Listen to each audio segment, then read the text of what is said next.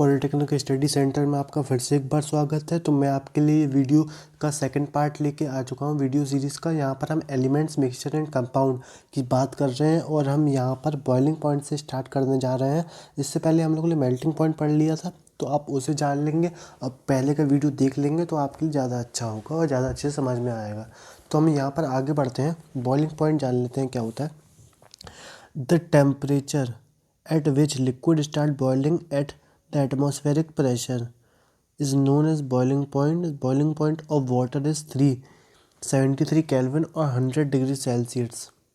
Presence of impurity increases boiling point. यहाँ पर बात क्या क्या हो रही है पहले उनको जान लेते हैं। अलग अलग पॉइंट्स में बात करते हैं। बॉइलिंग पॉइंट होता क्या है? वाटर के लिए, यहाँ पर लिक्विड के लिए बॉइलिंग पॉइंट यहाँ पर बोला गया है 100 डिग्री सेल्सियस। तो उसको याद करने की तुमको ज़रूरत है। और एक चीज़ याद करने की ज़रूरत है यहाँ पर कि इम्प्योरिटी इंक्रीजेज बॉइलिंग पॉइंट। या अगर आपने सॉल्ट मिला दिया, आपने शुगर मिला दिया, तो इस चीज़ों से हमारी चीज़ें चेंज हो जाती हैं, उनका बॉइलिंग पॉइंट चेंज हो जाता है। इसके बाद the temperature at which liquid, melting और लिक्विड बॉइलिंग में क्या डिफरेंस होता है? पहली चीज़ मेल्ट होती है, उसके बाद बॉयल होती है। फॉर एग्जांपल अगर मैं आयरन की बात करूँ तो आयरन को पहले हम लोगों को मेल्ट करना पड़ेगा, क्योंकि ये सॉलिड स्टेट में है। सॉलिड स्टेट में मेल्ट करने के बाद ये एक मेल्टिंग फॉर्म में आएगा जो कि लिक्विडिफाई हो जाएगा, ठीक है। और लिक्विडिफाई होने के बाद इसको हमको दोबारा से, जब हम इसे हीट करेंगे, हीट का ये सिंबल होता है, जब हम इसको हीट करेंगे तो हीटिंग के बाद ये हमारा बॉयल होना स्टार्ट होगा। तो ये जानना काफ़ी इंपॉर्टेंट है। कुछ टर्मिनोलॉजी होती है, उसको जानना हमको काफ़ी इंपॉर्टेंट होता है। चलिए यहाँ पर और बातें कर लेते हैं कि और क्या क्या चीज़ें हमें जानने को मिली हैं। तो boiling start at 100 degree Celsius, तो ये हमको पता है। इसके बाद फ्रीजिंग पॉइंट क्या होता है? The temperature at which a liquid freezes to solid is known as freezing point of water, it is 0 degree Celsius. Presence of impurity increases freezing point. Sorry, आपका हेडफोन अगर लगाए होंगे तो आपको दिक्कत हो रही होगी। मेरा थोड़ी तबीयत, यहाँ पर मेरा गला ख़राब है, इसकी वजह से मेरी आवाज़ भी ढंग से नहीं आ पा रही है, तो आप उसके लिए मेरे को माफ़ करिएगा। तो यहाँ पर हम बात कर रहे थे कि फ्रीजिंग पॉइंट क्या होता है। The temperature at which liquid freezes to solid is known as is freezing point of water is 0 degree Celsius. Presence of impurity increases the freezing point. Freezing point basically क्या होता है? इन सब चीज़ों का उल्टा, जो हमने बॉइलिंग और मेल्टिंग पढ़ी, इसका उल्टा। जब हम लिक्विड को हम पहले फ्रीज़ करने के उस पर आएंगे तो हमको 0 डिग्री सेल्सियस पर, यहाँ पर लिखा हुआ है 0 डिग्री सेल्सियस पर लाना पड़ेगा। तो प्रेजेंस ऑफ, और यहाँ पर एक पॉइंट और लिखा हुआ है कि presence of impurity increases the freezing point. Presence of impurity freezing point को बढ़ा देती है। तो ये चीज़ हमारे लिए जानना काफ़ी इम्पोर्टेंट है। इसके बाद अगला पॉइंट यहाँ पर लिखा हुआ है, उसको भी जान लेते हैं। On increasing presence boiling point increases. यहाँ पर क्या लिखा है? ऑन इंक्रीजिंग प्रेशर बढ़ाने पर बॉइलिंग पॉइंट बढ़ जाता है। और on hills atmospheric pressure decreases, therefore water boils at lower temperature and its boiling point.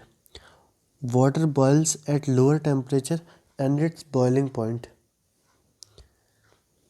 यहाँ पर अलग अलग चीज़ें लिखी हुई हैं, उनको हम एक एक करके जान लेते हैं। पहले यहाँ पर लिखा हुआ है कि on increasing pressure boiling point increases. Pressure बढ़ाने पर बॉइलिंग पॉइंट बढ़ जाता है। ऐसा क्यों है? अगर आप देखेंगे तो इसीलिए, क्योंकि अगर आप देखें तो गैस को आप अपने हवा में आप एक दिया जला दें तो वो गर्म होना ज़्यादा जल्दी होगा, क्योंकि आसपास उसके मीडियम उसका काफ़ी ज़्यादा गैसियस है और काफ़ी ज़्यादा ओपन है। फॉर एग्जांपल अगर आप पानी की बात करेंगे तो पानी में आपको ज़्यादा हीट देनी पड़ेगी ताकि वो पूरा हो पाए, गर्म हो पाए। तो मैं एक बहुत लेमन लैंग्वेज में बात कर रहा हूँ तो आपको चीज़ें ग्रैस्प करने में काफ़ी आसानी हो।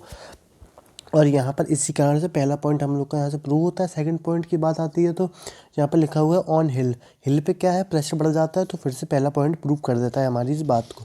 इसके बाद यहाँ पर लिखा हुआ तीसरे पॉइंट में कि the pressure cooker on water increases. यहाँ पर सीधे प्रेशर की बात आ गई तो फिर से ये बात यहीं हमारी ख़त्म हो गई कि प्रेशर के बाद बॉइलिंग पॉइंट चेंज हो जाता है। इसके बाद इवेपोरेशन की बात आती है। इवेपोरेशन क्या होता है? इवेपोरेशन, और तुमने क्या करा, हम लोगों ने कहाँ से स्टार्ट करा? दोनों जगह से भी कर सकते हैं। इसके अगर हम बात करें इवेपोरेशन को, हम लोगों ने पहले मेल्ट सॉलिड को हम लोगों ने मेल्ट करा, तो मेल्ट होने के बाद जब पानी बन गया, एक तरीके से लिक्विड बन गया, तो लिक्विड बनने के बाद उसको हमने फिर और गर्म करा, तो वो बॉयल होना स्टार्ट हुआ। बॉयल होने के बाद हमने और गर्म करा, तो वो हमारा इवेपोरेट हो गया चीज़। तो इसे कहते हैं इवेपोरेशन, अगर आपको इससे पता चला हो तो। अगर इवेपोरेशन की हम वैसे टर्मिनोलॉजी में बात करें तो the process of change of a liquid into vapours at any temperature below boiling point is called evaporation. It is the phenomena, it is a phenomena. ये एक ऐसा फिनोमेना होता है, मतलब एक प्रोसेस होती है एक तरीके से।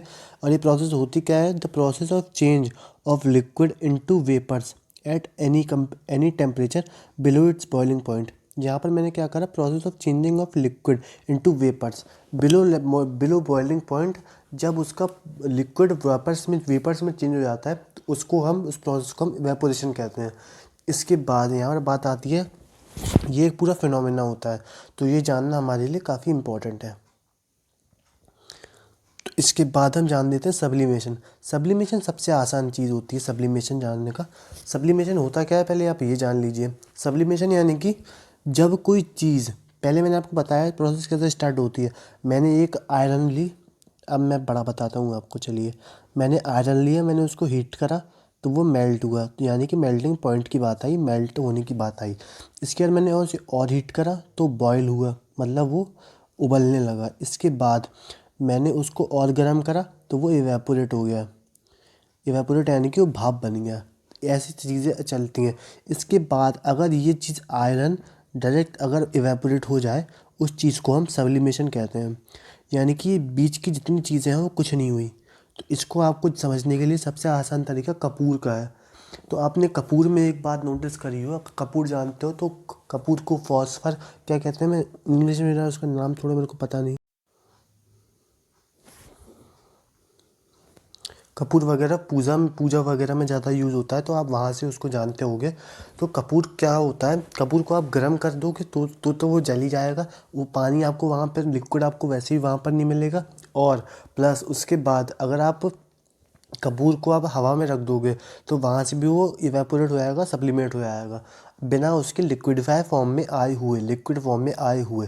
तो इस प्रोसेस को हम सब्लिमेशन कहते हैं। तो ये हमको जानना काफ़ी इंपॉर्टेंट है, सब्लिमेशन क्या होता है। ठीक है, तो कपूर अगर आपको चीज़ पता हो तो आपके लिए काफ़ी इंपॉर्टेंट है, नहीं तो सीधे आप ये जानिए कि इवेपोरेट, मेल्टिंग सॉलिड से सीधे इवेपोरेट हो गया, बीच के किसी फॉर्म में लिक्विड फॉर्म में नहीं आया, तो उसको हम ये कहेंगे। यहाँ से ये चीज़ क्लियर होती है। इसके बाद यहाँ पर लिखा हुआ है, एक चीज़ और जानना काफ़ी इंपॉर्टेंट है हमारे लिए, कि यहाँ पर लिखा हुआ है मैटर। मैटर क्या होता है? प्योर सब्सटेंस और मिक्सचर। प्योर सब्सटेंस और मिक्सचर आपको जान लिया होगा आपने कि प्योर सब्सटेंस यानी कि मैं आपसे फॉस्फोरस की बात कर रहा हूँ, मैं सिर्फ कैल्शियम की बात कर रहा हूँ, मैं सिर्फ इस आर्गन की और अलग अलग चीज़ों, कार्बन की, हाइड्रोजन, हीलियम, लिथियम, बेरिलियम, इन सब चीज़ों की बात कर रहा हूँ। ठीक है, इसके बाद ये हमारे प्योर सब्सटेंस में आ जाएंगे। मिक्सचर में क्या आएंगे, या फिर हमने उसमें वाटर मिला दिया, या तो हमने उसमें अल्कोहल मिला दिया, तो चीज़ें चेंज हो गई। तो ऐसे करके यहाँ पर चेंज होगी। इसके बाद प्योर एलिमेंट्स के बाद भी उसमें आती हैं एलिमेंट्स और कंपाउंड। प्योर सब्सटेंस के बाद यहाँ पर एलिमेंट्स और कंपाउंड।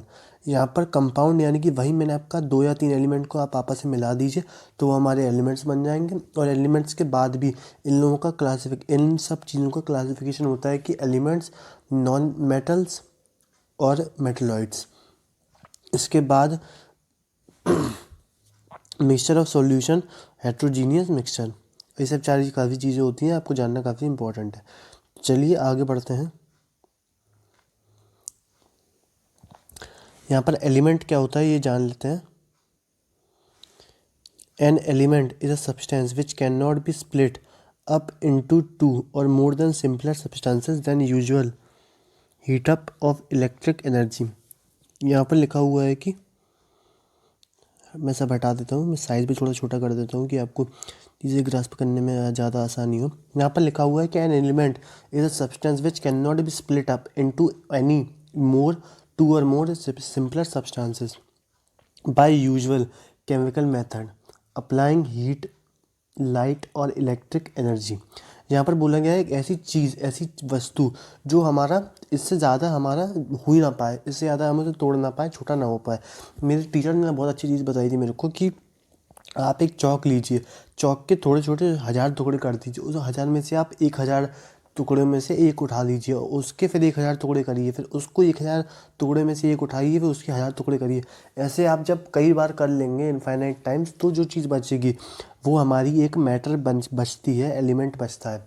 तो वो जो एलिमेंट होता है जिसकी बात यहाँ पर चल रही है, तो वो हमारा ये होगा।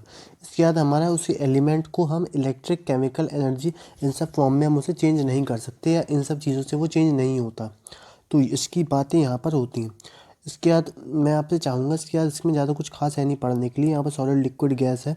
तो मैं आपको चाहूँगा कि एलिमेंट्स आपने अगर कंपाउंड टेबल आपने पढ़ी होगी, आपने एलिमेंट्री टेबल, तो आपको ये पता होगा, पीरियोडिक टेबल, तो आपको ये पता होगा कि there are 115 element which are known at present. अभी तक सिर्फ 115 ही पता है। Out of which 92 elements are occurred in nature, while remaining 23 element have prepared in artificially. यहाँ पर 23 आर्टिफिशियली बनाए गए हैं, मतलब हमारी लैब से बन तैयार हुए हैं। इसके बाद एलिमेंट्स किस किस स्टेट में पाए जाते हैं? सॉलिड, लिक्विड, गैस, ये तो कॉमन सी चीज़ है। सॉलिड जैसे कार्बन, कैल्शियम और सोडियम वगैरह। सोडियम का एक बहुत अच्छा, आपने कभी आपको मिल जाए तो आप एक चीज़ करके देखिएगा सोडियम के संग। सोडियम एक ऐसा इकलौता ऐसा एलिमेंट है जो पानी में जाने पर ब्लास्ट करता है। तो आप कभी ध्यान से चीज़ें करिएगा, कि अगर आपने कभी, मैं बता दूंगा आपको, क्योंकि मेरे साथ एक छोटी सी चीज़ हुई हो कि आप जानने में इंटरेस्टेड हो, तो मैं बता दूं कि मैंने एक बार गलती से सिंक में सोडियम डाल दिया था और पानी ऑन था वहाँ पर, तो उससे वजह से सिंक ब्लास्ट कर गई थी पूरे मेरे वहाँ की स्कूल में, जहाँ पर हम लोग केमिस्ट्री लैब थी हम लोगों की। तो ये सब चीज़ों का आप ध्यान रखिएगा, क्योंकि आप एक साइंस स्टूडेंट हैं, आप केमिस्ट्री के स्टूडेंट हो, तो ये सब जानना आपके लिए काफ़ी इंपॉर्टेंट है। इसके बाद यहाँ पर लिक्विडिफाई की फॉर्म की बात करें तो मर्क्यूरी कहाँ पाया जाता है? मर्क्यूरी आप देखेंगे कि थर्मामीटर जो आपके पुराने वाले आते थे, अब तो डिजिटल वाले आ चुके हैं। जब पहले एक लिक्विड ऐसे डॉक्टर आते थे, हाथ में झटकारते थे, हाथ में झटकते थे, फिर आपको देते थे, आप मुंह में लगाते थे, कि आप अपने बगल में लगाते थे। तो वो सब चीज़ें होती हैं। उसके बाद गैसियस की बात आए तो हाइड्रोजन, ऑक्सीजन, जैसे आप हम इनहेल करते हैं, कार्बन कि हम सॉलिड फॉर्म में, कार्बन डाइऑक्साइड, ये सब चीज़ें हम इनहेल एक्सहेल करते हैं।